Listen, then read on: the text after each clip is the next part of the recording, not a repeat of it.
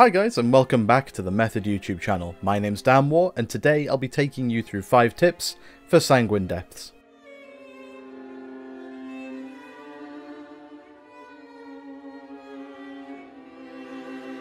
Venthyr players in Sanguine depths will have access to canisters around the dungeon that they can click. When clicked, a zone will appear around the canister which will grant the group a stacking damage buff when mobs are killed inside of the zone. The buff grants 5% damage per stack, capping out at 10 stacks. Truthfully, the location of these canisters is not the most convenient, with only the last one in the final Gargan Gauntlet corridor having an easy way to cap out stacks without the tank having to go out of their way to pull extra trash into it.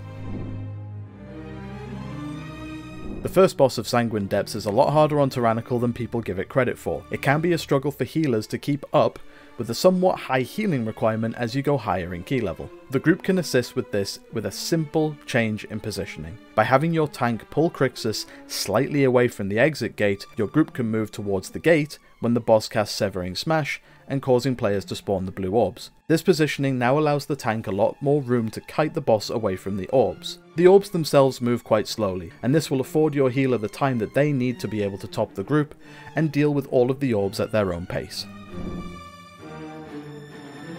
The Executor isn't a particularly easy boss either, with a combination of high burst damage required for killing the manifestation adds quickly, as well as high healing to cover for any castigate and manifestation spawn overlaps. The rotating beams can often get overlooked as a result of the intensity of the rest of the fight, but by simply moving the boss down the corridor slightly, you make it a lot easier to deal with the first pass of beams. Starting on the inside of the corridor, it becomes very simple to alternate sides of the corridor as each beam passes. Eventually this will become almost robotic, allowing you to focus harder on the rest of the encounter.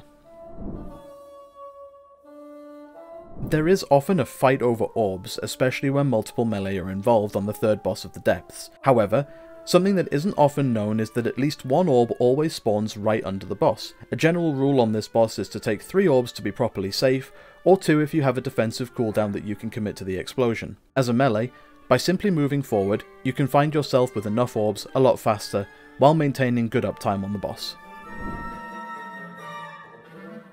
The final boss of the dungeon has a rather nasty bleed which she casts on 2 random players. This bleed effect comes after a dash she does towards each target, doing an AoE ability when arriving, hitting anyone close by and inflicting the bleed. With enough distance between yourself and the boss, you can quite simply sidestep or move away from the dash and avoid taking the bleed altogether. All of the other damage in the fight is easily avoidable, and the bleed is the most stressful part for the healer, so removing this mechanic as often as possible by simply moving away is a huge help. The dash and bleed effect can also be parried and dodged. Hopefully you found these tips useful. If you did, do let us know in the comments down below.